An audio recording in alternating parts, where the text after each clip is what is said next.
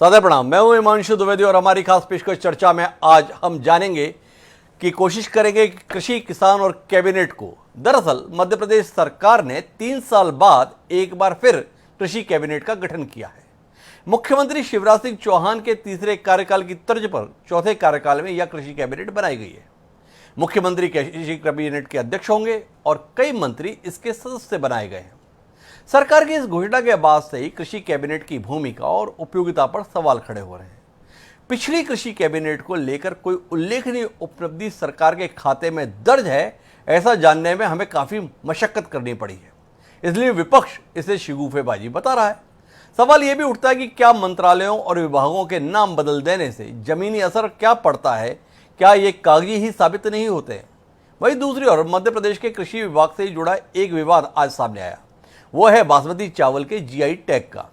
बासमती चावल की geographic tagging को लेकर मध्य प्रदेश और पंजाब की सरकारों में ठन गई है।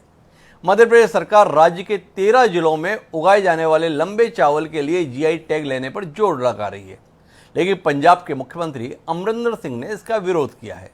जबकि मध्य प्रदेश के पूर्व मुख्यमंत्री कमलनाथ का कहना है कि वो इस मामले में प्रदेश के किसानों के साथ है।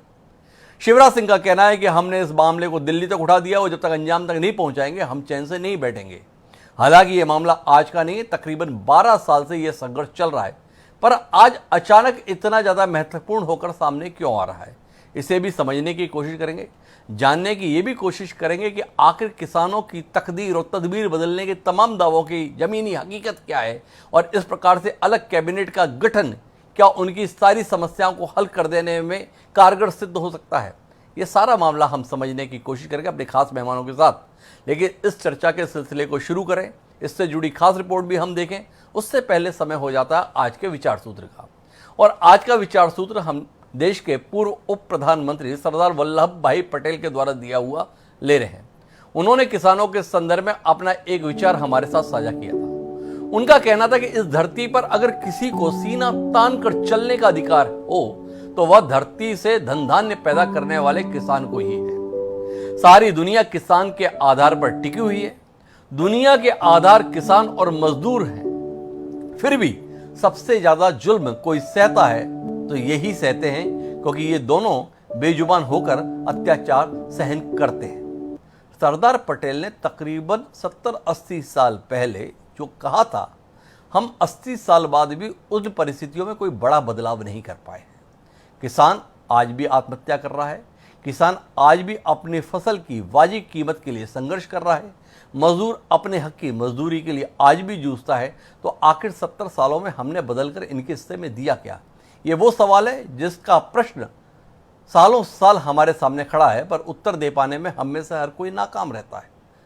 और आज हम इसी कृषि से जुड़े हुए मसलों पर चर्चा करेंगे, लेकिन इस चर्चा के सिलसिले को आगे बढ़ाएं और उन मेहमानों से आपका परिचय कराएं जो इस चर्चा में हिस्सेदारी कर रहे हैं। उससे पहले आज के विषय के संदर्भ में देखिए हमारी एक खास रिपोर्ट।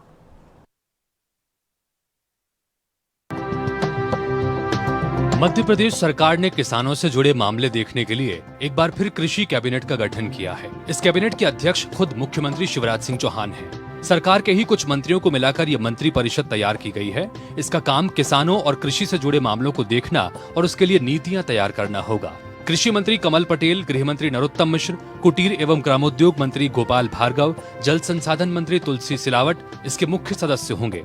राज्य के मुख्य सचिव कृषि कैबिनेट के सचिव और कृषि उत्पादन आयुक्त समन्वयक होंगे। सरकार का दावा है कि प्रदेश में कृषि और उससे जुड़े मामलों के समग्र रूप से शामिल करने और उस पर योजना बनाने के साथ साथ कैबिनेट इन मामलों में निर्णय भी ले सकेगी। देश में पहला ऐसा राज्य है जहां कृषि कैबिनेट बनी है। पहले भी कृषि कैबिनेट बनी है। पहले भी कृषि का बजट मध्य प्रदेश की विधानसभा में अलग से प्रस्तुत हुआ है। देश के अंदर मध्य प्रदेश एकमात्र ऐसा प्रांत था जहां कृषि कैबिनेट थी। देश के अंदर मध्य प्रदेश ऐसा प्रांत था जहां कृषि का बजट अलग से प्रस्तुत किया जाता था। शिवराज सिंह के मुख्यमंत्री के रूप में तीसरे कार्यकाल में भी कृषि कैबिनेट का गठन हुआ था। बहुचर्चित मंदसौर गोलीकांड से उबरने के लिए कृषि कैबिनेट की बैठकों में तमाम फैसले लिए गए। यहाँ तक कि कृषि कैबिनेट का बजट विधानसभा में अलग से पेश किया गया। कृषि कैबिनेट को कैबिनेट के समान ही अधिकार दिए गए थे। इसके बावजूद कृषि, सिंचाई, सहकारिता, ऊर्जा विभाग के प्रस्ताव अंतिम निर्णय के लिए कैबिनेट के पास भेजे जाते रहे। प्रदेश में कमलनाथ सरकार आने के बाद कृषि कैबिनेट का पुनर्गठन नहीं किया गया। सरकार ने आयोग की जगह कृषि सलाहकार परिषद बना दी। जब सत्ता परिवर्तन हुआ तो शिवराज सरकार ने एक बार फिर कृषि कैबिनेट का पुनर्गठन कर दिया। वहीं विपक्ष का मानना है कि किसानों की भलाई के लिए सरकार काम करना चाहती है तो इस तरह के शिगुफेबाजी करने के बजाय ठोस काम करे। करेगी कि किसानों के लिए कोई काम भी करेगी। पहले भी इनके राज में किसान के पेट पे लात और छाती पे गोली पड़ी थी और इस बार फिर जब सरकार में आया तो 70% किसानों का बजट कम कर दिया, जो हम हर साल बढ़ाते थे। पिछली बार कमलनाथ जी ने 66% बढ़ाया था। किसान कर्ज माफी का एक बड़ा काम कर रहे थे, उसे खत्म करने का काम करा। शिवराज सरकार के पिछले कार्यकाल में भी कृषि कैबिनेट बनाई गई थी, लेकिन इसका काम विभागों की योजनाओं को मंजूरी देने तक ही सीमित रहा। प्रदेश में सरकार बदलने के बाद तो स्थिति और खराब हो गई है। एक बार फिर कृषि कैबिनेट बनाई गई है, लेकिन ये रस्म अदायगी के बजाय किसानों के हित में ठोस फैसले लेगी, तभी किसानों के लिए कृषि कैबिनेट की उपयोगिता सिद्ध हो पाएगी। अजय त्रिपाठी, INS 24/7, भोपाल। तो क्या कमाल कर देगी ये कृषि कैबिनेट, ये समझने की कोशिश करेंगे। हालांकि संविधान के अंतर्गत अलग से कृषि कैबिनेट के संदर्भ में कोई प्रावधान नहीं है। मंत्रिमंडल के अंदर उप समिति बनाने के प्रावधान जरूर होते हैं, उनके अधिकार क्षेत्र में केवल अनुशंसाएं होती हैं। फैसला लेना उन समितियों के अधिकार में नहीं होता है, फैसला तो पूर्ण कैबिनेट ही रहती है। अब कृषि कैबिनेट के तौर पर ये जो कुछ भी हो रहा है, इससे किसानों के भविष्य के संदर्भ में क्या कुछ बदल जाएगा, इसे समझने की कोशिश करेंगे। 3 खास मेहमान इस समय हमारे साथ जुड़े हुए हैं। हमारे साथ जुड़े हुए हैं कांग्रेस पार्टी के वरिष्ठ नेता, किसान नेता, पूर्व मंत्री राकेश चतुर्वेदी जी। हमारे साथ में GS कौशल साहब हैं, पूर्व संचालक हैं कृषि विभाग के। साथ ही हमारे साथ राहुल राज जी हैं, प्रदेश अध्यक्ष हैं राष्ट्रीय किसान मजदूर संगठन के। थोड़ी देर में हमारे साथ में कमल पटेल जी भी होंगे, जो कृषि मंत्री हैं मध्य प्रदेश के। आप सभी का स्वागत है और चर्चा की शुरुआत चौधरी राकेश सिंह चतुर्वेदी जी से ही करते हैं और राकेश जी से समझना चाहते हैं। शिवराज सिंह चौहान, जो अपने आप को किसान पुत्र बताते हैं, वंचितों गरीबों के मसीहा के तौर पर जाने जाते हैं, किसानों के संदर्भ में उनका दावा है, उनकी सरकार का दावा है कि वह सर्वाधिक संवेदनशील रहते हैं। और इसी क्रम में पिछली बार भी उन्होंने कृषि कैबिनेट बनाई थी, इस बार भी उन्होंने कृषि कैबिनेट बना दी है।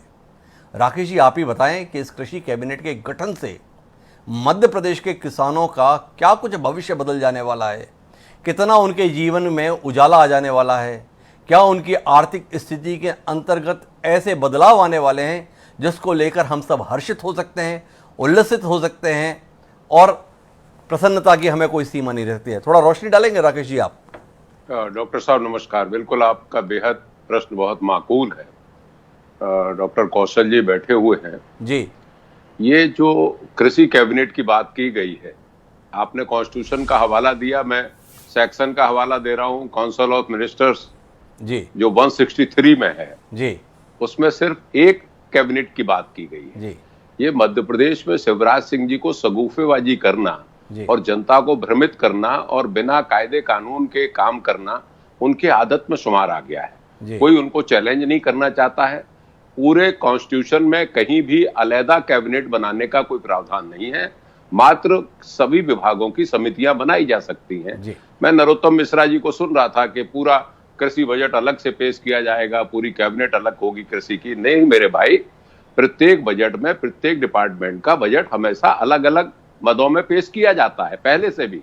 आप सिर्फ उसको शब्दों में ले जाते हैं, जनता को भ्रमित करते हैं, और इसके अगर लाभ मिलने होते तो मध्य प्रदेश के किसानों को मिलते। डॉक्टर साहब जी, मध्य प्रदेश में कृषि उत्पादन हमेशा घट रहा है जी, कृषि क्षेत्र हमेशा कम हो रहा है जी। मैं चाहे तिलहन की बात करूं, चाहे सोयाबीन की बात करूं जी, उसमें भी हमेशा ये उत्पादन कम हुआ है। आप आंकड़े उठा के देख लीजिए, फसल बीमा के नाम पे लाखों किसानों के पैसे लिए जाते हैं। प्रीमियम का जो परसेंटेज लिया जाता है बीमा कंपनियों को, डॉक्टर साहब, उसका 60% ही बीमा कंपनियां किसानों को वापस कर रही हैं। ये पिछले 4 वर्षों से चल रहा है। हजारों करोड़ रुपए बीमा कंपनियों को हमने सब्सिडी के रूप में और किसानों के पैसे के रूप में दे दिए हैं। इसका कोई सकारात्मक परिणाम मध्य प्रदेश में देखने को नहीं मिल रहा है। आपका जो प्रश्न है वो मध्य प्रदेश के किसानों के हित में क्या कर सकते हैं। जैसे मैं अभी कुणाल चौधरी जी को सुन रहा था तो उन्होंने कहा कि बजट भी उन्होंने कम किया है कृषि का। जब आप हर तरफ से किसान के ऊपर आफत पैदा कर रहे हैं, आप कोई सुविधा नहीं दे रहे हैं, उसको खाद नहीं मिल रहा है, बीज नहीं मिल रहा है, और मध्य प्रदेश में तो हालत ये हुई, मेरे पास एक आंकड़ा है डॉक्टर साहब जी, जो ये दर्शाता है कि ओलावृष्टि हुई और जी। भिंड जिले का मेहगांव विधानसभा का एक गांव है तेजपुरा जी। वहां पे उन किसानों के नाम हैं किशनलाल वगैरह, ये 14-15 मेरे से मिले, मैंने कलेक्टर को पत्र लिखा, जी। उनको मुआवजा नहीं मिला ओले का अभी तक। जी। ये जो जब तक व्यवस्था किसानों की बीमा कंपनियां इंडिविजुअल किसान के रूप में नहीं करेंगी, अभी उन्होंने क्या किया है कि पटवारी हल्का को मान लिया है। जी। पटवारी हल्का से भी वो किसान को लाभ नहीं हो रहा है। कौशल जी इस बात को समझेंगे। जी। पहले ये तहसील हुआ करती थी जिसको कम करके इन्होंने पटवारी हल्का किया है। जब तक हम इंडिविजुअल किसान को नहीं मानेंगे, आरआई सर्किल को नहीं मानेंगे, तब तक हम किसान को सही मुआवजा बीमा का नहीं दिलवा सकते। मध्य प्रदेश सरकार एक नया खेल खेलने वाली है, मैं आपके माध्यम से कहना चाहता हूं जी। अब वो निजी बीमा कंपनी बनाना चाहती है मध्य प्रदेश की, क्योंकि प्रीमियम ज्यादा आएगा और उनको सब्सिडी कम देना पड़ेगा किसानों को पैसा जी। तो वो लाभ का धंधा कमाना चाहते हैं। ऐसे ही मैंने अडानी के बारे में एक बार कहा, आज से जब 10-8 साल पहले जी। अडानी मध्य प्रदेश में न तो कहीं हिंदुस्तान में बिजली उत्पादन करते थे उस समय जी। लेकिन मध्य प्रदेश में पावर ट्रेडिंग कंपनी थी गवर्नमेंट की, उससे तो डॉक्टर साहब मुश्किल से 1-8 लाख रुपए की बिजली खरीदी गई और बेची गई। पूरी बिजली अडानी दलाल के माध्यम से मध्य प्रदेश की 2000 जब मैं उसमें था विधानसभा में तो 30 करोड़ रुपए उसको दलाली के दिए गए अडानी को, और इसको स्वीकार किया था शिवराज सिंह जी ने विधानसभा में। जी। आप अंततः किसान का नुकसान कर रहे हैं और ये जितनी योजनाएं ला रहे हैं उसमें किसान का कहीं हित नहीं हो रहा है, किसान की तरफ कोई नहीं देख रहा है। इससे किसानों का कोई हित नहीं हो रहा है, ये कहना है राकेश सिंह चतुर्वेदी का। संविधान से परे जाकर कार्य कर रहे हैं, शगुफेबाजी है, इसके अलावा इसमें और कोई बात नहीं है, ये कहना था चौधरी राकेश सिंह जी का। हमारे साथ में गिरिराज दंडोतिया जी जुड़ गए हैं, कृषि राज्य मंत्री हैं मध्य प्रदेश सरकार की नई कैबिनेट के अंतर्गत। गिरिराज जी, आपसे समझना चाहते हैं, आप एक अच्छी वाली कैबिनेट के सदस्य थे जिसके अंतर्गत 32-34 लोग आप सदस्य थे। क्या उस कैबिनेट में किसानों के लिए कोई फैसला संभव नहीं था जो अलग से सो कॉल्ड कृषि कैबिनेट बनाई गई है?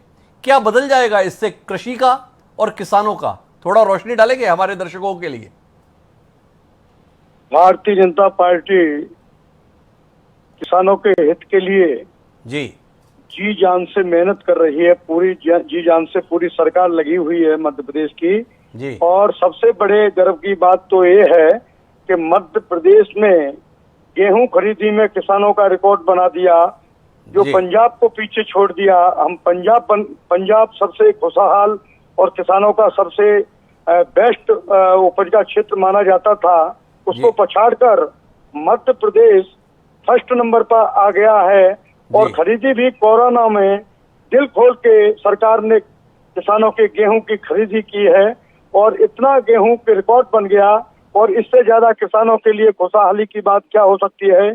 जब हम कांग्रेस की जब सरकार में थे जी, जब कांग्रेस की सरकार थी मध्य प्रदेश में कुछ चंद दिनों के लिए, उसमें एक ऐसा फैसला लिया और हमने कई बार उसको विधायक दल की बैठक में उठाया कि किसान के पास हमारे चंबल क्षेत्र में सरसों होती है और उन्होंने 13 कुंडल पर उन्होंने ब्रेक लगा दिया। 13 कुंडल से ज्यादा किसान की सरसों नहीं खरीदी जाएगी एक बार में जी। अब हमारे माननीय मुख्यमंत्री जी और हमारे कृषि मंत्री कैबिनेट कमल पटेल जी ने तत्काल ये सब बंदिश खोलकर 20 कुंटल तक किसान बेचेगा और उससे ज्यादा भी बेचेगा। तो उस सरसों का भाव कहाँ पहुंच गया?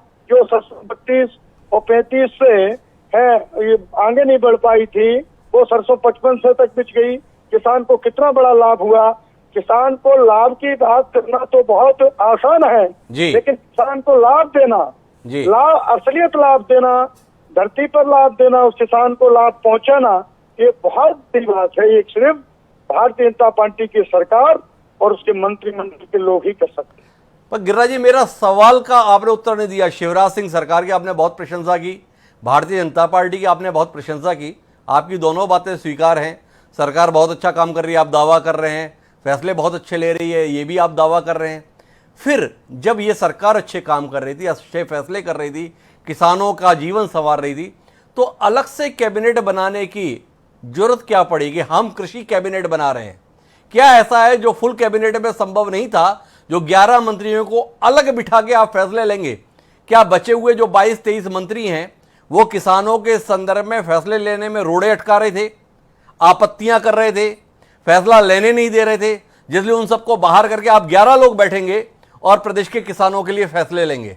थोड़ा रोशनी डालेंगे ये बहुत अच्छी बात आपने की है जी। और मैं कहना चाहूंगा कि जो फैसला माननीय मुख्यमंत्री जी करने जा रहे हैं, जो उन्होंने कैबिनेट बनाई है जी, तो इसमें बहुत बड़ा हित है।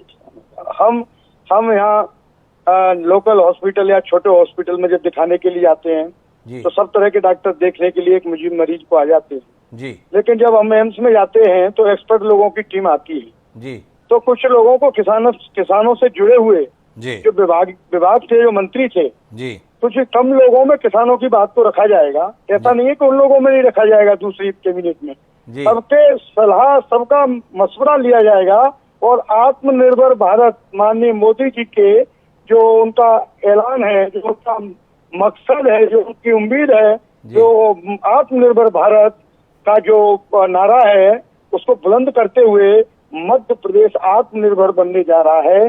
इसलिए ये कैबिनेट जमीन पर उतर कर काम करेगी और भी किसानों की और भी कैबिनेट बनेंगी। हम घर घर तक कैबिनेट को पहुंचा देंगे। किसानों के द्वारा बनी हुई सरकार है, आम जनता के द्वारा बनी हुई सरकार है और किसानों के लिए कृषि करने के लिए तैयार है। जो कैबिनेट बनाई है, जो फैसला माननीय मुख्यमंत्री जी ने लिया है, जो मंत्रिमंडल ने लिया है, वो सर्वोपरि है। बहुत अच्छा फैसला है, हम उसकी प्रशंसा करते हैं। सरकार तो आप लोगों की मदद से बनाई हुई है गिरिराज जी, आप लोगों के प्रताप से ये सरकार अस्तित्व में आई है। एक सवाल आपसे और कर लेता हूं इस संदर्भ में कि लोग किसानों की आप बात कर रहे हैं, किसानों का जीवन संवारने की बात कर रहे हैं। उम्मीद ये की जा रही थी कि सरकार फैसला लेगी कि उनकी कर्ज माफ़ी होगी, जो कर्ज से किसान करा रहा है, जो वायदा कभी कांग्रेस के सदस्य होने के नाते आप लोगों ने किया था पर कमलनाथ जी के समय पर वह पूरी तरीके से क्रियान्वित नहीं हुआ। अब इस सरकार का आप लोग हिस्सा बने हैं तो इस फैसले को क्रियान्वित कराएंगे। पूरी कैबिनेट के अंतर्गत ये फैसला नहीं हो पा रहा था, पर ये जो कृषि कैबिनेट हुई है, इससे उम्मीद कर सकते हैं कि किसान कर्ज मुक्त हो जाएगा मध्य प्रदेश का? देखो, जो बात कही गई थी, कांग्रेस की जो सरकार बनी, लोग भी चुन के आए, जो बात खुले मंच पर राहुल गांधी ने कहा था कि 10 दिन में अगर किसान का कर्जा माफ नहीं हुआ तो हम मुख्यमंत्री चेंज कर देंगे जी, इस बात को कोई कांग्रेस का व्यक्ति मंच से क्यों नहीं कह रहा जी? क्या हमको कोई मजा आ रहा है? किसान की खिल्ली उड़ाई गई, किसान का 2 लाख का कर्जा माफ करेंगे, बंद और किसान पाया ना 50,000 खुले मंच पर कह दिया। वो तो जन के नेता है, जन के नेता किसान का कर्जा माफ नहीं किया तो किसानों के साथ सड़कों पर उतरूंगा, क्योंकि 15 महीने हो चुके थे। किसान पूरी तरह से परेशान कर रहा था। हर साल सबको जो जनता के बीच में रहता है उसको सब पीड़ा रहती है। माननीय कमलनाथ गिरिराज जी के साथ हमारा संपर्क टूट रहा है, मैं उनके पास दोबारा जाने की कोशिश करूंगा, लेकिन हमारे साथ में जीएस कौशल साहब भी हैं और राहुल राजी भी हैं। मुझे जाना जीएस कौशल साहब के पास में, पूर्व संचालक है कृषि विभाग के, लेकिन एक बार राहुल राजी के पास चलता हूँ। राहुल राजी से ये समझना चाहता हूँ कि ये जो पहले कैबिनेट बनाई थी, सब कमेटी बोल सकते हैं इसको आप, शब्द भले ही कृषि कैबिनेट कहा जाता है। राहुल जी, पिछली कृषि कैबिनेट का कोई कार्य आपको स्मरण है बतौर किसान नेता, जो शिवराज सिंह जी के द्वारा पिछले कार्यकाल के दौरान गठित हुई थी, जिसके आधार पर इस नई कृषि कैबिनेट को लेकर आप कोई उम्मीद बांध सकते हैं, कोई आशा जगा सकती है आप लोगों के मन में कि अब किसानों का दुख, किसानों का दर्द, किसानों की तकलीफ सब खत्म होने वाला है, क्योंकि बिल्कुल डेडिकेटेड होकर 11 मंत्री केवल और केवल मध्य प्रदेश के किसानों की चिंता करने वाले हैं?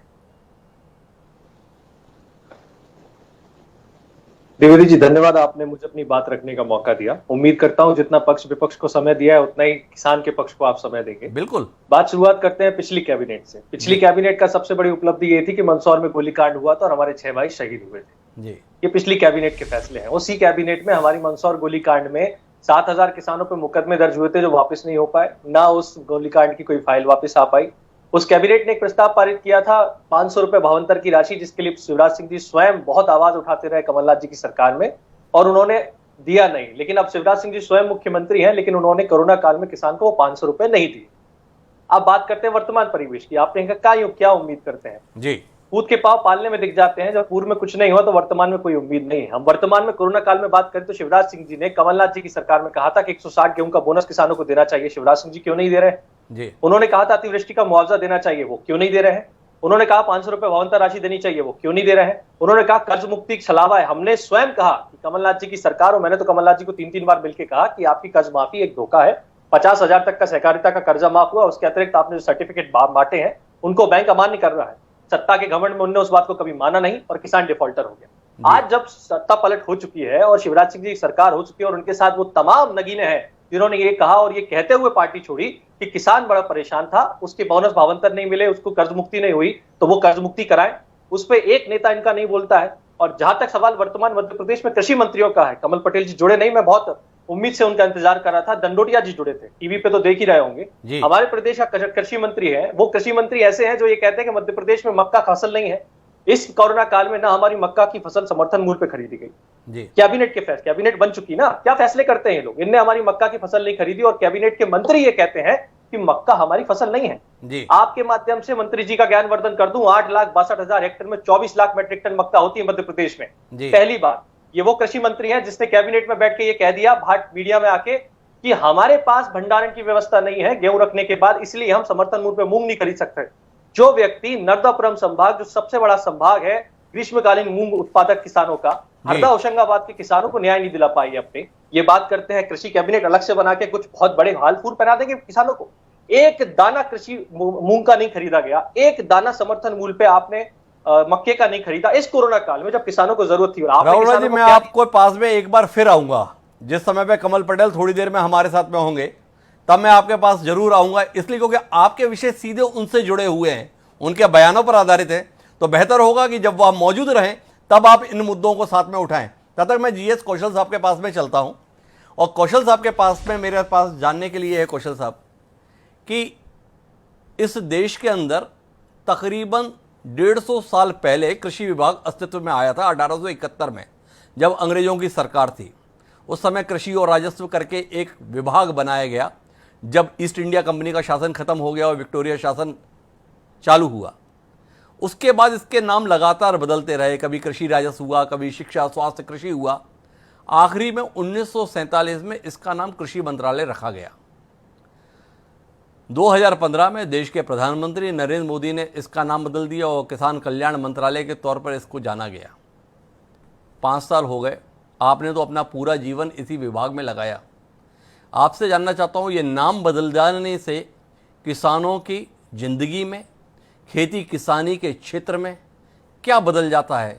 आपका अनुभव क्या समझ पाए इस नाम बदल जाने से? और इस प्रकार से एक अलग से कैबिनेट के गठन से क्या सहूलियत फैसलों के संदर्भ में हो जाती है? आलोचना किसी भी विषय की बड़ी आसान है, पर हर फैसला केवल आलोचना की दृष्टि से नहीं देखा जाना चाहिए। कुछ ना कुछ तो इसके सकारात्मक पहलू भी होंगे।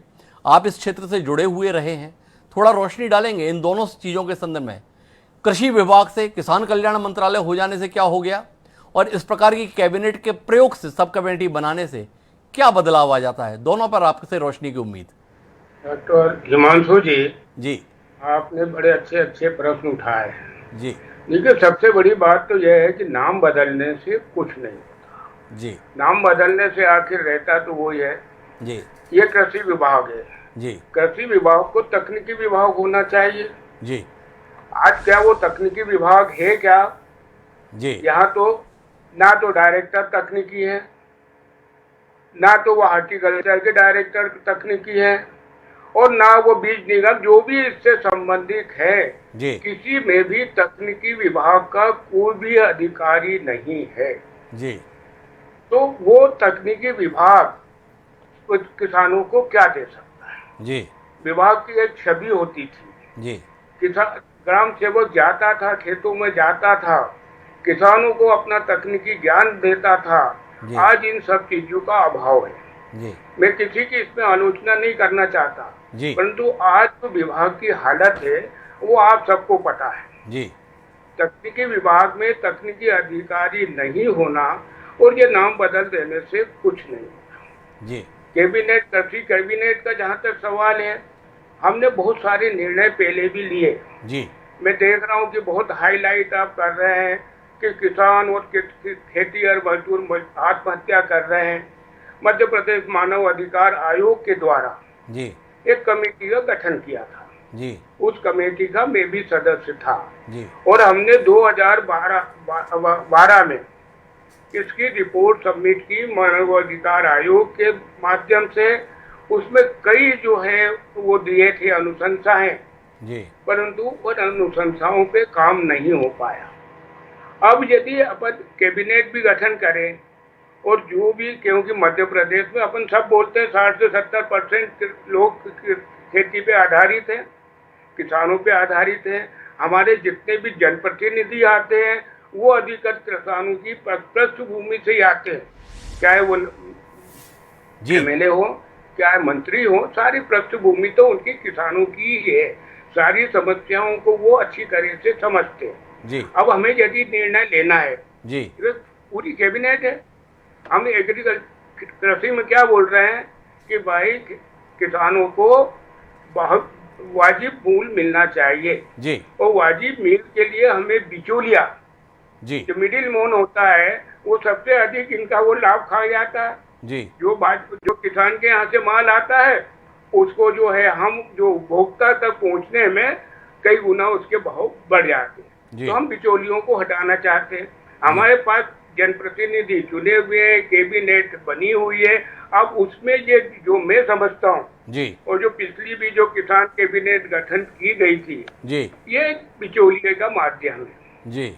अब हर विभाग अपनी योजनाएं बनाता है, हर विभाग अपनी योजनाओं का बजट पास करवाता है, सब कुछ होता है, वित्त विभाग को जाता है और फिर वो कैबिनेट में जाता ही जाता है जी। अब यदि हम ये कृषि कैबिनेट भी बना लेंगे जी, यदि इसके प्रस्ताव अंतिम हो जी तो कोई ऐतराज नहीं है कि चलो शॉर्टकट हो गया, जी। परंतु इसमें जो भी चर्चाएं होंगी ये पूरी कैबिनेट में जाएंगी जी, तो इसका मतलब है कि अपन ने चैनल और लंबी कर जी इससे अच्छा है क्योंकि कृषि उत्पादन आयुक्त है जी, कृषि उत्पादन आयोग के अंदर में सब विभाग आते हैं जी और इनकी जो रबी खरीफ की बैठकें भी होती हैं उसमें विस्तार से चर्चा करके वहाँ पे प्रस्ताव योजनाएं बनती हैं जी और आगे के कार्यक्रम निश्चित होते हैं कि हम खरीफ में क्या करना है, रबी में उनके ऊपर अमल किया जाए और ये कृषि उत्पादन आयुक्त वाला जो है जी, उसको स्ट्रॉन्ग किया जाए।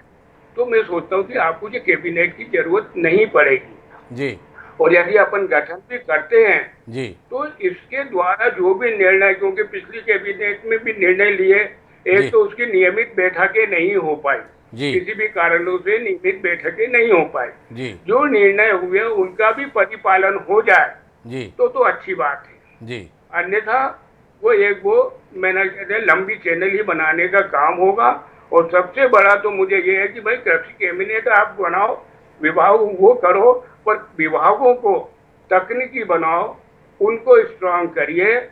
ये प्रशासनिक अधिकारी अपना काम कर सकते हैं पर तकनीकी कार्य तो तकनीकी अधिकारी ही कर सकते हैं। इसके बदले ये कर सकते थे, ये कृषि कैबिनेट के बजाय एक तकनीकी सलाहकार समिति बना सकते थे जी, जिसमें गणमान्य लोगों को रखते, वैज्ञानिकों को रखते, जो इनको सलाह देते कि भाई आपको क्या करना है और उस पर कैबिनेट निर्णय लेती तो मेरे ख्याल में ज्यादा अच्छा उचित होता। बड़ी महत्वपूर्ण बात जीएस कौशल साहब ने हमसे साझा की। 40 साल से ज्यादा का तजुर्बा है उनका, कृषि विभाग के तौर पर कृषि विभाग के संचालक रहे हैं। हमारे साथ में मध्य प्रदेश के कृषि मंत्री कमल पटेल जी भी जुड़ गए हैं। कमल जी, आपका स्वागत है। आपसे सवाल जवाब का सिलसिला शुरू करूं उससे पहले मेरे साथ में प्रदेश अध्यक्ष राष्ट्रीय किसान मजदूर संगठन राहुल राज जी हैं। उनके पास आपसे कहने के लिए कई सारे सवाल थे, उन्हें मैंने बीच में रोक दिया था इसलिए कि आप हमारे साथ जुड़े नहीं थे। बेहतर होगा कि आपकी मौजूदगी में किसानों से जुड़े मुद्दों को वो इस कार्यक्रम में साझा करें और आपके माध्यम से हम उनके जवाब ले पाएं। जी राहुल जी, अब आप अपने मुद्दों को रखें। धन्यवाद द्विवेदी जी। मैं माननीय कृषि मंत्री जी से ये पूछना चाहता हूँ, पहले भी कृषि कैबिनेट बनी, मंदसौर गोली कांड हुआ, 7,000 किसानों पे केस बने, आपने कृषि कैबिनेट में क्या किया? इसके बाद आपकी सरकार चली गई, किसानों को कर्ज माफी के नाम पे डिफॉल्टर बना के कांग्रेस ने झुंझुना दिया, परेशान किया और तत्कालीन मुख्यमंत्री ने कुछ नहीं किया। सर्टिफिकेट लेके किसान आज भी घूम रहे हैं। इनकी सरकार आती इनने क्या किया? कर्ज माफी का जितना पैसा था, जिसके पास सर्टिफिकेट था और तत्कालीन बैंकों ने जब कह दिया था सरकार के दबाव में कि आप जमा मत करो, लेकिन इनने आते ही साथ उसकी किस्त काटी। फिर इन्होंने कोरोना काल में किसानों को लाइन में लगवाया ट्रैक्टर की लंबी लंबी बारदाने की कमी के चलते। फिर आदरणीय कृषि मंत्री जी का एक बयान आता है कि मक्का जो है वो हमारी फसल नहीं है। कृषि मंत्री जी 8,62,000 हेक्टेयर में 24 लाख मीट्रिक टन की मक्का होती है मध्य प्रदेश में जी। या आप ही के बयान का जवाब मैं आपको दे रहा हूं। आपने एक दाना मक्का का नहीं खरीदा। आपके खुद के गृह जिले में मूंग होती है, ग्रीष्मकालीन मूंग की खरीदी नहीं करी और आपने क्या कह दिया? आपने ये कह दिया कि भंडारण की व्यवस्था नहीं है। साहब 15 महीने हटाइए कांग्रेस के, 15 साल आपकी सरकार रही है, आपने भंडारण की व्यवस्था नहीं करी कि अगर बंपर फसल आ जाए थोड़ी बहुत ज्यादा तो हम मूंग नहीं खरीद पाएंगे। और आप कहते हैं कि कर्ज मुक्ति जो है वो एक पाप है। आपके जितने आधे से ज्यादा नगीने जिनकी दम पे ये सरकार बनी है, उन्होंने बड़े से लेके छोटे ने ये बयान दिया है कि कर्ज मुक्ति ना होने के चलते हम बड़े आहत थे, इसलिए सरकार हमने गिरा दी। तो अब जो आहत लोग थे वो आपके साथ मिलकर कर्ज मुक्ति कराए, क्योंकि मध्य प्रदेश के किसान का कर्ज मुक्ति अधिकार है। तो कई सारे सवाल राहुल जी ने एक साथ रख दिए हैं। कमल जी मेरे साथ में। कमल जी, हमारे पास राहुल राज जी से जुड़े हुए मुद्दे तो थे। राहुल जी आपके पास फिर आऊंगा मैं क्रमगत रूप से, अभी हमारे पास पर्याप्त समय है। लेकिन सबसे महत्वपूर्ण कमल जी आपसे जानने का विषय यह है कि आज प्रदेश के मुख्यमंत्री शिवराज सिंह जी के द्वारा एक कृषि कैबिनेट घोषित की गई है, जिसकी वैधानिकता को लेकर चौधरी राकेश सिंह जी हमारे साथ जुड़े हुए। उन्होंने सवाल उठाए कि संविधान के अंदर कौन सा प्रावधान है जिसमें आप कृषि कैबिनेट नाम की कोई संस्था गठित कर सकते हैं। मंत्रिमंडलीय उपसमिति हो सकती है, पर कृषि कैबिनेट कहना संविधान के अंदर कितना जाए। और इसके अलावा जो समस्याएं किसानों की राहुल जी ने साझा की, कौशल साहब जी ने अपने विचार बताए, क्या इस नई कैबिनेट के गठन से उन सबका समाधान हो जाएगा? क्या मध्य प्रदेश का किसान कर्ज मुक्त हो जाएगा? क्या मध्य प्रदेश के किसानों को गेहूं पर जो बोनस मिलना है वो मिल जाएगा? क्या मध्य प्रदेश के किसानों के जीवन को जो संवारने का सपना आप भी बताते हैं, कोशिश भी करते हैं, वो साकार हो जाएगा? ये कई सारे सवाल हैं, आपके पास मौका है अपनी बात को विस्तार से रखने का। जी कमल जी। सबसे पहले तो मैं आप सबका स्वागत करता हूं जी। माननीय मुख्यमंत्री शिवराज सिंह जी की जो मंशा है जी, वो पहली प्राथमिकता है किसान जी। इस देश की रीढ़ किसान है जी। और किसान जब आत्मनिर्भर होगा तो मध्य प्रदेश भी आत्मनिर्भर होगा और भारत भी आत्मनिर्भर होगा। इसी को दृष्टिगत रखते हुए हमारे मुख्यमंत्री शिवराज सिंह चौहान जी ने कृषि कैबिनेट का एक निर्णय लिया है, क्योंकि जो कैबिनेट होती है वो बड़ी होती है और कैबिनेट में जब विषय आते हैं तो उसमें इतने अधिक विषय होते हैं कि किसानों के लिए विशेष चर्चा जो जितना समय देना चाहिए वो नहीं दे पाती कैबिनेट। और इसलिए उन्होंने 12 मंत्रियों को मिलाकर एक किसान कैबिनेट बनाई है, कृषि कैबिनेट। इसमें जिसकी अध्यक्षता खुद मुख्यमंत्री शिवराज जी करेंगे जी। और हम लोग मिलकर जो कृषि विभाग से संबंधित विभाग है, मंत्री हैं, वो सब मिलकर विस्तृत चर्चा की हमारी खेती का विकास कैसे हो, किसान का विकास कैसे हो। किसान जो फसल उत्पादन कर रहा है, देखिए ये मध्य प्रदेश के मुख्यमंत्री शिवराज सिंह चौहान ही है जिनके कारण आज मध्य प्रदेश देश में नंबर 1 स्थान पे आया गेहूं उत्पादन में और गेहूं उपार्जन में जी। और इसलिए किसान को उसकी फसल का उचित मूल्य मिल जाए और किसान मजबूर ना हो, मजबूत बने जी। और इसलिए जब किसान मजबूत होगा तो देश मजबूत होगा। और इसके लिए कृषि कैबिनेट की बहुत आवश्यकता थी और हम सब ये जो 12 लोग हैं विशेष ध्यान देंगे कि किसान के खेत में हर खेत को पानी मिले, बिजली मिले, उसकी अच्छा बीज, अच्छा खाद, दवाई मिले और उसका उत्पादन अधिक, और जितना अधिक उत्पादन हो उसकी बिक्री की और उसके भंडारण की और उसकी व्यवस्था। और इसके लिए हमारे प्रधानमंत्री नरेंद्र मोदी जी ने एक देश एक बाजार की व्यवस्था की है जी। और बिचौलिए खत्म करके हम किसान को मजबूत बनाना चाहते हैं, उसकी फसल की उचित मूल्य दिलाना चाहते हैं और उसी की ओर ये एक पहला कदम है जिसमें कि निश्चित रूप से हमारे किसानों को लाभ होगा, खेती को बढ़ावा मिलेगा। और शिवराज सिंह चौहान जी ही है, जब हमको 2003 में सरकार मिली, दिग्विजय सिंह जी 10 साल मुख्यमंत्री रहे, उसके पहले 50 साल कांग्रेस की सरकार रही जी। मात्र 2990 मेगावाट बिजली का उत्पादन मध्य प्रदेश में था, जिसको बढ़ाकर आज 18,000 से अधिक किया है। जहाँ 2 घंटे बिजली नहीं आती थी वहाँ अब 12-12 घंटे किसानों को 10-10, 12-12 घंटे बिजली दे रहे हैं। 24 घंटे गाँव और शहर में बिजली दे रहे हैं।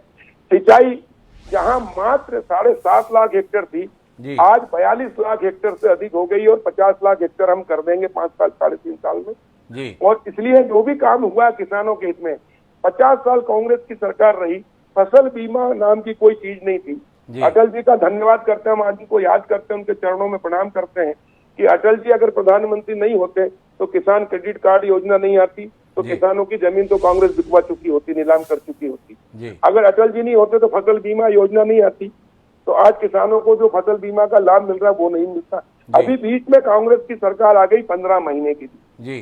2018 का फसल बीमा कमलनाथ जी 15 महीने तक प्रदेश का हिस्सा नहीं दिया, बीमा कंपनी में डाला नहीं, और इसलिए किसानों को 18 का फसल बीमा का लाभ नहीं मिला। ये लाभ भी माननीय मुख्यमंत्री शिवराज सिंह चौहान जी मुख्यमंत्री बनते से सबसे पहला कार्य किया, प्रदेश के हिस्से का पैसा डाला, और इसलिए केंद्र सरकार ने भी अपना हिस्सा डाला। इसलिए 3000 करोड़ रुपया किसानों के खातों में जमा हुआ, तो वो सिर्फ शिवराज सिंह जी के कारण हुआ। अगर कमलनाथ जी मुख्यमंत्री होते तो आज भी वो 3000 करोड़ किसानों के खातों में नहीं आता। 2019 का फसल बीमा का पैसा कमलनाथ जी ने बीमा कंपनी में नहीं डाला, वो 31 मार्च के पहले डल जाना चाहिए था, और वो भी हम डाल रहे हैं, और वो 4500 करोड़ रुपया 4500 करोड़ फसल बीमा का लाभ किसानों को मिलेगा, वो हम जल्दी शीघ्र इसी महीने कर देंगे। लेकिन मैं आप बताना चाहता हूं आपको कि उसमें भी इन्होंने जो रिस्क थी 100%, उसको घटाकर जो भाजपा की सरकार शिवराज जी की सरकार ने किया था उसको करके 75% कर दिया। इसलिए जहां 6000 करोड़ किसानों को फसल बीमा का लाभ मिलना था वो 4500 करोड़ ही मिलेगा, 1500 करोड़ उसमें भी कमी कर दी। उसके लिए भी अगर कोई दोषी है, और मैं कहता हूँ किसानों के साथ अन्याय करने वाले पापी है तो कमलनाथ जी है। और इसलिए मैंने ये कहा था, जो इन्होंने कहा ना पाप का, मैंने किसानों का कर्जा माफ की पाप ही नहीं कहा, कांग्रेस ने पाप किया है, धोखाधड़ी की है, छल किया है, उसके लिए दोषी वो हैं, हम नहीं है। हमने नहीं कहा था कि 24 घंटे में 10 दिन के अंदर किसानों का कर्जा माफ करेंगे। ये राहुल गांधी जी ने जगह जगह सभाओं में कहा था, राष्ट्रीय अध्यक्ष ने कांग्रेस के, और कमलनाथ जी और कांग्रेस के नेता घर घर गए थे वचन पत्र भरने किसानों से कि हमारी सरकार बनाओ और हम 2 लाख का कर्जा 10 दिन में माफ कर देंगे, नहीं करेंगे तो इस्तीफा दे देंगे, मुख्यमंत्री बदल देंगे। 15 महीने तक मुख्यमंत्री नहीं बदला, और कमलनाथ जी ने कितना बड़ा झूठ बोला है। और आप सब टीवी चैनल ने, समाचार पत्रों ने पूरे प्रदेश और देश में छपा कि मुख्यमंत्री बनने के 2 घंटे के अंदर 2 लाख का कर्जा माफ कर दिया। और किसानों ने भी बधाई दी, सभी संगठनों ने बधाई दी, लेकिन खोदा पहाड़ निकली चुईया झूठ निकला है। यानी एक प्रदेश का मुख्यमंत्री सरेआम 7.5 करोड़ जनता के आंखों में धूप झोल दी और झूठ बोल कर कर दिया कर्जा माफ। शासन का आदेश निकल गया, प्रमाण पत्र बांट दिए गए, ताम्र पत्र बांट दिए गए, करोड़ों रुपए विज्ञापन पर खर्च कर दिया गया, हर पंचायत में लिखा, जो कहा वो किया, 2 लाख का कर्जा माफ। जब माफ कर दिया तो अब काय का कर्जा, और इसलिए ये धोखाधड़ी और 420 कमलनाथ जी ने किए, कांग्रेस के नेताओं ने किए, और इसलिए इनके खिलाफ कार्रवाई होनी चाहिए। सवाल मेरे भाई राहुल जी ने पूछा है, तो मैं बताना चाहता हूं कि हमने इन 4 महीने में किसानों के हित में भाजपा की सरकार ने माननीय मुख्यमंत्री शिवराज जी के नेतृत्व में क्या किया, तो मैं बताना चाहता हूं। मैं 21 अप्रैल को मुझे मंत्री पद की शपथ दिलाई गई। 22 अप्रैल को मुझे कृषक कल्याण और कृषि विकास मंत्री का दायित्व दिया।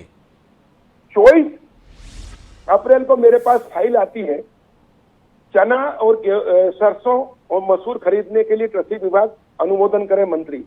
और जब मैंने फाइल पढ़ी तो उसमें देखा कि चना और सरसों और मसूर चूंकि बहुत कम होती है और समर्थन मूल्य से ऊपर बिक रही है, इसलिए मसूर की आवश्यकता नहीं पड़ी। तो मेरे पास जो फाइल आई, मैंने देखा 51 जिले हैं मध्य प्रदेश में, अकेला छिंदवाड़ा में 19 कुंटल प्रति हेक्टेयर खरीदा जाएगा, और साथ में नरसिंहपुर में, और बाकी जिलों के अंदर 15 कुंटल प्रति हेक्टेयर। यानी उस समय के तत्कालीन कृषि मंत्री सचिन यादव जी का जिला है खरगोन, वहां भी 15 कुंटल खरीदा जाएगा, जबकि वहां 22 कुंटल प्रति हेक्टेयर औसत उत्पादन हुआ है। सासा की रिपोर्ट, हमारे CLR की रिपोर्ट, वो पूरे प्रदेश में। इसी प्रकार सरसों चंबल और ग्वालियर में, जैसे मालवा में और मध्य भारत में इस प्रकार हमारे यहाँ गेहूं होता है, उसी प्रकार हमारे राकेश भाई है, भिंड में सबसे अधिक सरसों होती है और भिंड में मध्य प्रदेश में सबसे अधिक सरसों, लेकिन प्रति हेक्टेयर 13 कुंटल खरीद रहे थे। मैंने उस फाइल को रोक दिया, मैंने अनुमोदन नहीं किया। मेरे प्रमुख सचिव ने तत्काल आधे 1 घंटे बाद 2 घंटे बाद मेरे पास पुणे लाए और हरदा और होशंगाबाद में 19 कुंटल कर दिया, और सरसों खंडवा भिंड और मुरैना के अंदर 18 कुंटल कर दिया। वो बोले सर आप अनुमोदन कर दो, मैंने कहा नहीं करूंगा। बोले सर आज से खरीद शुरू हो गई, मुख्यमंत्री जी ने आदेश किया। मैंने कहा मैं मुख्यमंत्री जी से चर्चा कर लूंगा, 4 दिन लेट खरीदी करेंगे उससे कोई फर्क नहीं पड़ेगा, लेकिन अगर हमने अनुमोदन कर दिया है कम खरीदने का तो किसान को बहुत करोड़ों रुपए का नुकसान होगा। और इसलिए मैंने फिर वापस लौटाई फाइल ये कहते हुए कि मैं हरदा और होशंगाबाद का कृषि मंत्री नहीं हूँ, मैं संपूर्ण मध्य प्रदेश का हूँ। और कमलनाथ जी छिंदवाड़ा के मुख्यमंत्री हो सकते हैं जिन्होंने 19 कुंटल छिंदवाड़ा का कराया।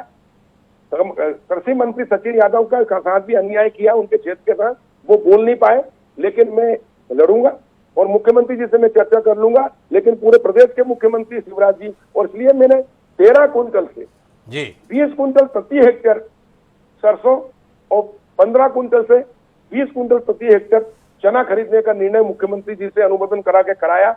उसका परिणाम ये हुआ कि 862 करोड़ रुपया किसानों को ज्यादा मिला। यानी हमने इन 4 महीने के अंदर 3000 करोड़ का बीमा, 4500 करोड़ और देंगे, लेकिन वो भी 6000 करोड़ मिलना था, 1500 कांग्रेस कमलनाथ जी के कारण नहीं मिल रहा। और ये 1000 करोड़ के अधिक, और उसका परिणाम ये हुआ एक दिन में 25 कुंटल ही खरीदे जाता था, हमने उसको अनलिमिटेड कराया। और इसलिए भिंड, मुरैना, चंबल, ग्वालियर में सरसों जो मंडी में जाती थी वो भाव कम हो जाता था, क्योंकि जब एक साथ फसल आती है किसान के साथ, ये दुर्भाग्य किसान का कि किसान की जब फसल आती है वो मंडी में ले जाता है, उस समय व्यापारी भाव डाउन कर देते हैं क्योंकि मांग कम होती है, पूर्ति ज्यादा होती है। और जैसे ही व्यापारियों के पास माल जाता है गोडाउन में भाव बढ़ जाते हैं और किसान हाथ मलता रहता है। और इसलिए हमने समर्थन मूल्य पर 13 कुंटल से 20, 15 से 20 किया। उसके कारण समर्थन मूल्य पर 4425 में सरसों आ गई। ग्वालियर चंबल संभाग की जितनी भी आयल मिल है सरसों की, वो सब बंद हो गई और उसके कारण उनको मजबूर होकर 4425 की जगह 4500 से 5500 में सरसों खरीदी। ये है भारतीय जनता पार्टी की सरकार, किसानों की सरकार, जो हमने किसानों को लाभ दिया है और उसके कारण किसानों को करोड़ों रुपए का फायदा हुआ है। अगर कमलनाथ जी होते तो सिर्फ छिंदवाड़ा में 19 कुंटल खरीदते, बाकी 15, यानी किसान 15 कुंटल तो बेचता 4875 में, और बाकी का जो बचा हुआ प्रति हेक्टर 5 कुंटल कमल जी 3835। इस प्रकार एक कुंटल 1 हेक्टर से 5000 का फायदा प्रति। कमल जी, आपने बहुत सारी बातें बताई जो कुछ आप फैसले इस दौरान ले पाए, लेकिन राहुल जी के 2 सवाल थे, मक्का के संदर्भ में, मूंग के संदर्भ में, उसमें कमल पटेल जी अभी तक मौन है। और दूसरा आपसे मेरा अपना सवाल यह है कि ये कृषि कैबिनेट बन जाने से क्या मंदसौर के मामले में जो 7000 किसानों पर मामले दर्ज हैं, इस कैबिनेट के बन जाने से वो मामले वापस ले लिए जाएंगे? किसानों के संदर्भ में कर्ज माफ़ी एक विषय है मध्य प्रदेश के संदर्भ में। जितने नेता कांग्रेस छोड़कर आपके साथ जुड़े, उन सब ने अपने बयानों में ये दावा किया था कि किसानों के साथ धोखा कर रहे थे कमलनाथ और उनकी सरकार, कर्जा माफ के संदर्भ में सबको बहला रहे थे, बहका रहे थे, इसलिए हमने सरकार बदली। क्या इस कृषि कैबिनेट के गठन के साथ में इस प्रदेश के वो लाखों किसान उम्मीद कर सकते हैं कि वो कर्ज मुक्त हो जाएंगे 2 लाख रुपए तक? ये 2 सवालों के संदर्भ में कमल पटेल अपना विचार रख पाएंगे? बिल्कुल रख रहा हूँ जी। देखिए, हमारे प्रधानमंत्री नरेंद्र मोदी जी का कहना है कि 2024 तक हम किसानों की आय 2 गुना करेंगे जी। और इसलिए उन्होंने एक देश एक बाजार मंडी एक्ट में हमने संशोधन किया है। अब किसान मजबूर नहीं है सिर्फ मंडी में जाने के लिए, किसान के खेत से खलिहान से भी फसल बिक सकती है। अब हम प्रतिस्पर्धा बढ़ा रहे हैं। हम एक दूसरा निर्णय हम किसानों के हित में ले रहे हैं कि किसान कर्ज मुक्त ना हो, किसान मजबूर ना हो, मजबूत हो। और इसलिए हमने किसान उत्पादक समूह बनाने का निर्णय भारत के प्रधानमंत्री नरेंद्र मोदी जी ने पूरे देश में लिया है कि 10,000 एफपीओ बनाएंगे। वो मध्य प्रदेश में भी हम बनाने जा रहे हैं, शुरुआत कर दी है। हर ब्लॉक के अंदर 2 एफपीओ बनेंगे जिसमें मिनिमम 300 किसान रहेंगे और हम किसान को अच्छा बीज, अच्छा खाद, अच्छी दवाई और समय पर उसको सिंचाई की व्यवस्था, बिजली की व्यवस्था करेंगे तो कृषि उत्पादन बढ़ाएंगे। हम किसानों को प्रशिक्षित करेंगे कि वो ग्रेडिंग करके माल बेचे, ए ग्रेड का माल, बी ग्रेड का, सी ग्रेड का, डी ग्रेड का, ताकि उसको ए ग्रेड का माल वो निर्यात कर सके, खुद निर्यात का उसको प्रमाण पत्र देंगे और वो उसको उसकी उचित मूल्य मिले फसल का। और इसलिए किसान आत्मनिर्भर बनेगा। 50 साल तक कांग्रेस की सरकार रही, इन्होंने कुछ नहीं किया। कमल जी, आपने मुझे मक्का खरीदी और मूंग खरीदी के संदर्भ में कोई बात नहीं कही। मैंने पूछा मंदसौर के किसानों से केस वापस हो जाएंगे, उस पर आप कुछ नहीं बोल रहे। मैंने आपसे पूछा कि क्या 2 लाख रुपए तक का कर्जा जो कांग्रेस ने वादा किया था, आपके साथ जो ये 22-24 विधायक आगे जुड़े, अब पूर्व विधायक लेकिन आपके साथ मंत्री हैं उनमें से कई, उन्होंने कहा था कि किसानों के लिए हमने कांग्रेस छोड़ दी, अब भाजपा का दामन थामा है। भाजपा उनके मनोभावों को समझते हुए किसानों को कर्ज मुक्त कर देगी? 4 सवाल, केस वापस, कर्जा माफ, मूंग की खरीद, मक्का की खरीद। देखिए, इस वर्ष मध्य प्रदेश ये पूरे देश में जिसने पंजाब को पीछे छोड़ा है, 129 लाख मीट्रिक टन गेहूं उपार्जन करके एक नया इतिहास बनाया है। उसके लिए आपको मैं बधाई दे रहा हूं मुख्यमंत्री जी को और हमारे मध्य प्रदेश के किसानों को। पंजाब हमेशा नंबर 1 रहता था, अब पंजाब पीछे हो गया 1। नंबर 2, गेहूं में, चना और सरसों में भी हमने जो लिमिट थी वो हटाई और हमने अधिक खरीदी की समर्थन मूल्य पे। हाँ, ये बात सही है, हमने मूंग, मैंने खुद ने लॉकडाउन के चलते तवा डैम का पानी माननीय मुख्यमंत्री जी से आग्रह करके छुड़वाया और उसका परिणाम ये हुआ कि 2,82,000 हेक्टेयर में हमने मूंग पैदा किया, करीब 2500 करोड़ से ऊपर का जी। और इसलिए किसानों को हमने कोरोना के संकट के समय अवसर में बदला है, चुनौती लेके स्वीकार करके। और इसलिए, लेकिन यहाँ ये सही है कि समर्थन मूल्य पे हमको खरीदना चाहिए था जी। उसके लिए हमने प्रयास भी किए, लेकिन हमारा 129 लाख, देखिए पिछली बार कांग्रेस की सरकार थी कमलनाथ जी, 68 लाख मीट्रिक टन गेहूं खरीदा था। हमने इस बार सबसे पहले छोटे किसानों का 1 हेक्टेयर वालों का, फिर 2 हेक्टेयर वालों को एसएमएस करके बुलाया और फिर बड़े किसानों का, और इसलिए इनसे डबल 100% से अधिक गेहूं खरीदा। पूरे मध्य प्रदेश में भंडारण की व्यवस्था, ये कह रहे थे भंडारण की व्यवस्था नहीं की, 50 साल में कहीं एक भी वेयर हाउस नहीं था सरकारी। ये 15 साल की देन है शिवराज जी की, जिसके कारण जिलों में भंडारण की व्यवस्था। इसलिए 129 लाख, देखिए भारत सरकार ने 100 लाख मीट्रिक टन का लक्ष्य दिया था, उसके अगेंस्ट हमने 129 लाख मीट्रिक टन खरीदा और इसलिए पूरे वेयर हाउस हमारे भरे हुए हैं। पिछले साल के भी वेयर हाउस खाली नहीं हुए। हमने चना खरीदा, हमने सरसों खरीदा, उसके कारण किसानों को अच्छा भाव मिला है और इसलिए गोडाउन खाली नहीं थे। दूसरी थी बारिश और इसलिए ये खरीदने में हम असमर्थ रहे। हम ये प्रयास कर रहे हैं, इस बार ये हमारी कृषि कैबिनेट बन रही है, मैंने खुद कृषि मंत्री हूँ, हमने प्रयास कर रहे हैं कि हमारी जितनी सोसाइटियां हैं, किसानों की सहकारी सोसाइटियां, हर सोसाइटी का एक वेयर हाउस हो, ताकि किसान का जो गेहूं खरीदे हम शहर में लाके खरीदते हैं और फिर वापस गांव में भेजते हैं, वहीं गांव के अंदर ही किसानों का गेहूं खरीद कर उस वेयर हाउस में रखें, जितना वो हम राशन की दुकान से बांटते हैं, करीब 30%। तो कमल जी ने काफी विस्तार से बात रखी, लेकिन कमल पटेल जी की स्वीकारोक्ति की सराहना करनी चाहिए। उन्होंने ईमानदारी से माना कि हाँ, हम मूंग खरीदना चाहिए था पर हम नहीं खरीद पाए। राकेश चतुर्वेदी जी भी बीच में कुछ हस्तक्षेप करना चाह रहे थे, राहुल राजी भी कुछ बोलना चाह रहे थे। पहले राकेश जी के पास चलते हैं। कमल पटेल जी के पूरे प्रबोधन के दौरान राकेश जी ने बड़े धैर्यपूर्वक सुना है, पर राकेश जी के पास भी कुछ सवाल होंगे कमल पटेल जी से पूछने के लिए, पुराने साथी हैं उनके।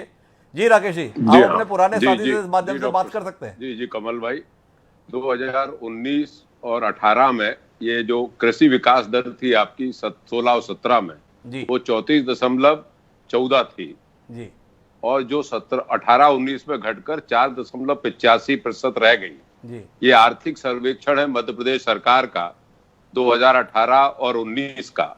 नीति आयोग ने सीहोर और 9 जिलों में ये चिंता व्यक्त की थी।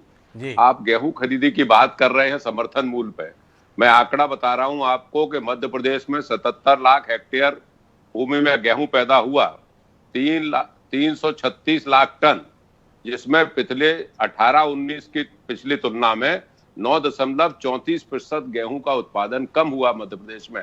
कमल भाई, मैं सरकारी आंकड़े बता रहा हूं, अगर आप इसको नोट कर लेंगे। राइस के बारे में आजकल बहुत चर्चा हो रही है, धान के बारे में, ये भी 27 लाख हेक्टेयर में पैदा होता था डॉक्टर साहब, और इसमें 28 लाख टन पैदा हुआ। 10.49% धान की पैदावार मध्य प्रदेश में कम हुई। मैं कह रहा हूं कि तिलहन की भी कम हुई, दलहन की थोड़ी सी बढ़ी, लेकिन सोयाबीन आपने मध्य प्रदेश में प्राय समाप्त कर दिया है। आप किसान के लिए क्या करना चाहते हैं, ये पूरे मध्य प्रदेश ने देखा डॉक्टर साहब कि आप पे गोदाम नहीं है, गेहूं भीगता रहा, सड़ता रहा। आप खरीदी में आप कृषि कर्मण पुरस्कार ले रहे हैं, लेकिन आपकी जो दर है जो गेहूं की वो कम हुई है पहले से। मेरा मानना यह है कि आप उत्पादन क्षमता बढ़ाइए, आप खरीदी क्षमता बढ़ा रहे हैं। आपने किसान को उसका बोनस नहीं दिया, आप चुनाव में कहते रहे सब जगह कि मैं बोनस दूंगा, आपने उसी रेट में खरीदा, आप अपनी बात से मुकर गए। ये मध्य प्रदेश के बाद आपने एक नई आपने कही है कि हमने इतना दे दिया फसल बीमा का। मेरे पास आंकड़े हैं डॉक्टर कमल पटेल साहब कि आपने 19 इसमें पिछले उसमें 34,38,000 किसानों से बीमा कराया, जिसके 947 करोड़ रुपए प्रीमियम भरे। आप कह रहे हो 4 हम अभी देने वाले हैं, जिसमें 947 करोड़ रुपए प्रीमियम ही भरे। 400 अगर दे तो मध्य प्रदेश प्रीमियम दे रहे हैं। राकेश जी ने कई सारे सवाल किए। कमल जी, मूल मुद्दा उनके दो हैं। उनका जानने का विषय यह है कि आप कृषि क्षेत्र में उपलब्धि बता रहे हैं, लेकिन उत्पादन क्षमता प्रदेश की घट रही है। ये कौन सी तरक्की हो रही है जिसके अंदर खरीदी तो आपने बढ़ा ली, पर लोग उत्पादन करने में पिछड़ रहे हैं?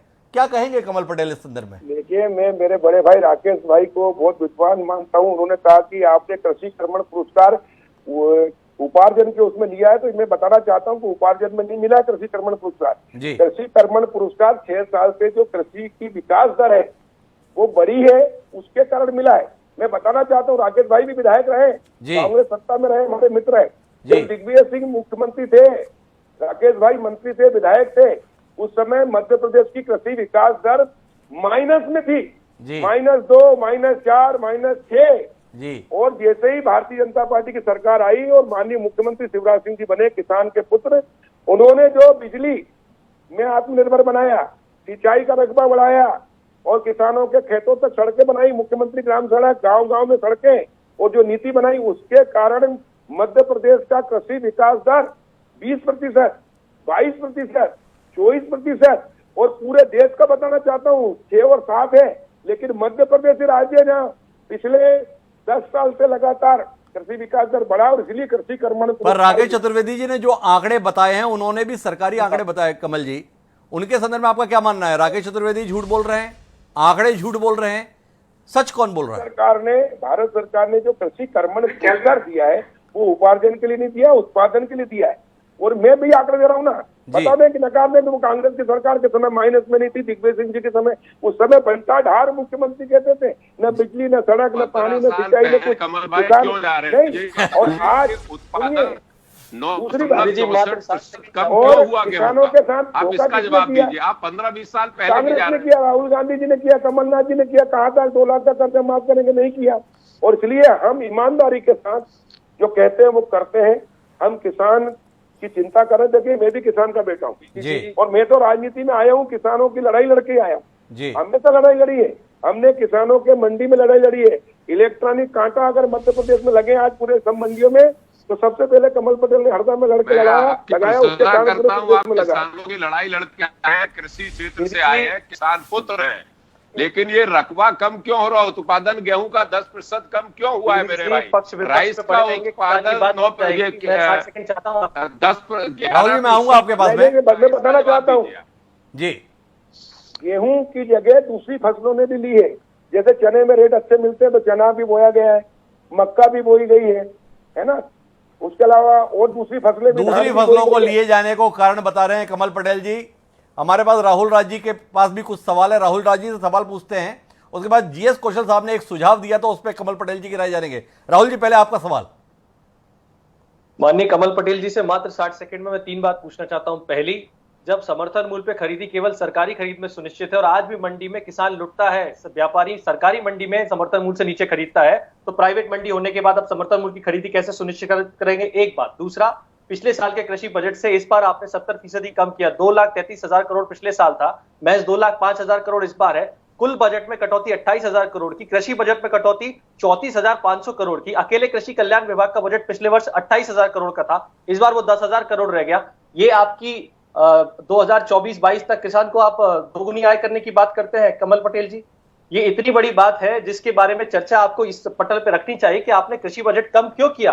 कोरोना काल में अगर कुल बजट में 12% की कटौती होती है, तो कृषि बजट में 70% की कटौती करके आप कृषि कैबिनेट बना के क्या साबित कर देंगे सर? बड़े महत्वपूर्ण सवाल उठाए हैं राहुल राज जी ने। कमल जी, मुझे लगता है आप इसका उत्तर जरूर देना चाहेंगे। बिल्कुल देंगे जी। एक तो ये आपने जो शंका जाहिर की है कि नया मंडी एक्ट आ गया है, अब आप मंडी के अलावा बाहर भी खरीदी करेंगे, तो मैं आपको राहुल भाई विश्वास देता हूँ जी कि इसमें किसानों पे जो व्यापारी अधिक होंगे, प्रतिस्पर्धा बढ़ेगी। किसान के खेत से, खलियान से, मंडी से, अब किसान सिर्फ पहले मजबूर था कि मंडी में ही बेचना पड़ता, समर्थन मूल्य पर खरीदी जारी रहेगी। हम सबसे पहले छोटे किसान जो 1 हेक्टेयर वाले गेहूं उनका खरीदेंगे, फिर 2 हेक्टेयर वालों का, फिर 3-4, ऐसे बढ़ते क्रम में। और इसी का परिणाम ये रहा कि सबसे अधिक फायदा इस बार हुआ तो छोटे किसानों को हुआ, जो अपने समर्थन मूल्य से नीचे पे घर पे फड़िया वालों को बेच देते थे 4 कुंटल, 6 कुंटल, 8 कुंटल, 10-20 कुंटल। उन्होंने समर्थन मूल्य पर, क्योंकि हमने 4500 खरीदी केंद्र किए, उसके कारण गांव-गांव में खरीदी केंद्र हो गए, छोटे किसानों ने भी माल बेचा। और उसी का परिणाम है कि पिछली बार 68 लाख मेट्रिक टन गेहूं खरीदा था, इस बार हमने 129 लाख मेट्रिक टन गेहूं खरीदा है। लेकिन मंडी के अंदर भी किसान रेट मिलेगा, उसको मंडी में भी जाएगा, समर्थन मूल्य पे भी होगा, घर से खलियान से भी होगा। और अब हम किसानों के लिए जो किसान उत्पादक समूह बना रहे हैं, वो किसान उत्पादक समूह इतने सक्षम होंगे कि अब किसान मजबूर नहीं होगा खेती करने के लिए। अब किसान खेती भी करेगा, किसान को हम व्यापार का लाइसेंस भी देंगे, किसान को हम व्यवसाय का लाइसेंस भी देंगे, किसान को निर्यात का लाइसेंस भी देंगे। दूसरा, गांव और शहर मिलकर देश बना है। गांधी जी कहते थे असली भारत गांव में बसा, गांव के विकास से देश का विकास होगा। लेकिन अभी तक 73 साल में गांव की आबादी का मालिकाना हक नहीं दिया गया, जिसके कारण किसान को खेती के अलावा अगर उसको वेयर हाउस बनाना है, उसको कोल्ड स्टोरेज बनाना है, उसको फूड प्रोसेसिंग प्लांट डालना है, उसको कृषि उपकरण बनाना है, फैक्ट्री डालना, उद्योगपति। अगर एक किसान का बेटा 2 भाई, एक भाई खेती करता है तो दूसरा व्यवसाय कर सकता है, उसके पास प्रॉपर्टी है, उसके गांव में प्लाट मकान वो है, लेकिन उसको 1 रुपए का भी ऋण बैंक नहीं देती। मैं जब राजस्व मंत्री था तो मैंने ये कानून बनाया कि गांव में आबादी में बसता गांव, तो गांव के प्लाट मकान है, उनको भी मालिकाना हक दें। और 2 अक्टूबर 2008 को हमने शुरू किया। मैं मुख्यमंत्री शिवराज जी को बधाई देता हूं कि उसी के कारण गरीबों की जो आबादी में जो जगह थी उसकी कलेक्टर गाइडलाइन से वैल्यू हुई, इसलिए हमने मुख्यमंत्री आवास योजना बनाई। उसमें 1 लाख रुपए का उनको मकान पक्का बनाने के दिया, नहीं तो इंदिरा आवास। कमल जी, मैं माफी चाहूंगा आपसे, लेकिन मेरे पास में राहुल राज जी ने जो 2 सवाल किए उनके उत्तर के लिए ही समय बचा है। एक सवाल ये कि प्राइवेट मंडियों के संदर्भ में तो उसका आपने उत्तर दिया कि इससे प्रतिस्पर्धा बढ़ेगी। दूसरा, उन्होंने सवाल किया कि कृषि का बजट इतने बड़े स्तर पर काट दिया गया है, कैसे किसानों की हालत और किसानी की हालत सुधरेगी। समय सीमित है, बजट कटौती के संदर्भ में आपकी टिप्पणी।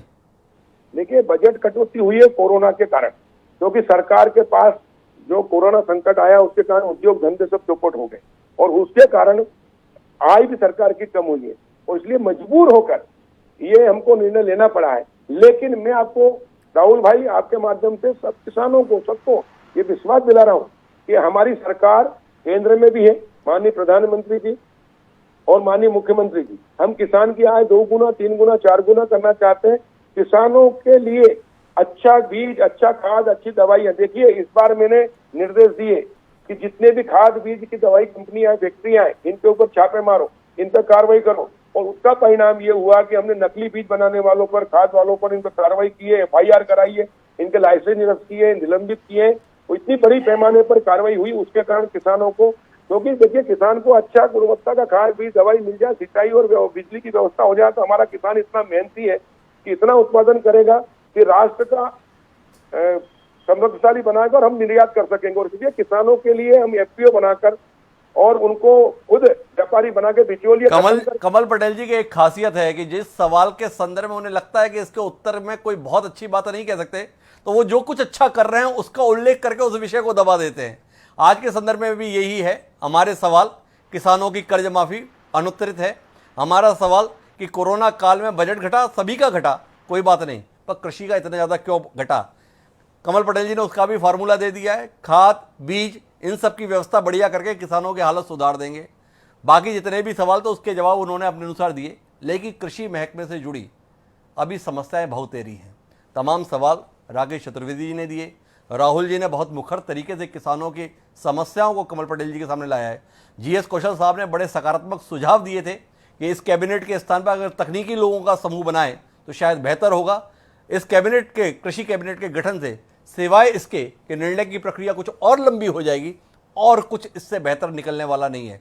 लेकिन एक बात के संदर्भ में सराहना कर सकते हैं कि इस समय प्रदेश को बतौर कृषि मंत्री ऐसा व्यक्ति मिला है जिसे किसानी और किसान दोनों की समझ बखूबी है। इतना होना भी कम से कम पर्याप्त माना जा सकता है कि किसानों से जुड़ा कोई भी मुद्दा क्यों ना हो, अनदेखा नहीं होगा। आप सभी का बहुत बहुत धन्यवाद एक महत्वपूर्ण विषय का हिस्सेदार बनने के लिए। समय है अब आज की प्रासंगिक पंक्तियों का। हमारी ये पंक्तियाँ किसानों को समर्पित हैं। इसका शीर्षक ही है कि मैं किसान हूँ। उसमें लिखते हैं कि बंजर सी धरती से सोना उगाने का मादा रखता हूं, बंजर सी धरती से सोना उगाने का मादा रखता हूं, पर अपने हक की लड़ाई लड़ने से डरता हूं। ये सूखा, ये रेगिस्तान, सूखी हुई फसल को देखता हूं, ना दिखता कोई रास्ता, तभी आत्महत्या करता हूं। उड़ाते हैं मखौल मेरा ये सरकारी कामकाज, बन के रह गया हूं राजनीति का मोहरा आज। क्या मध्य प्रदेश, क्या महाराष्ट्र, तमिलनाडु से लेकर सौराष्ट्र, मरते हुए अन्नदाता की कहानी बनता मैं किसान हूं। अविनाश मिश्रा ने जो ये पंक्तियां लिखी हैं, ये किसानों के दर्द को व्यक्त करते हैं। उम्मीद है जो भी सत्ता में है या सियासत में है, किसानों के दर्द को समझते हुए महज जुबान से उसका समाधान नहीं बल्कि व्यवहार में कुछ ऐसा करेंगे ताकि अन्नदाता केवल सम्मान नहीं बल्कि वो स्थान और वो सामान पाए जिससे उसकी जिंदगी खुशहाल हो सके। आज के लिए इतना ही, कल फिर मिलेंगे नए विषय के साथ। मुझे दीजिए इजाजत, सदा पढ़ाओ।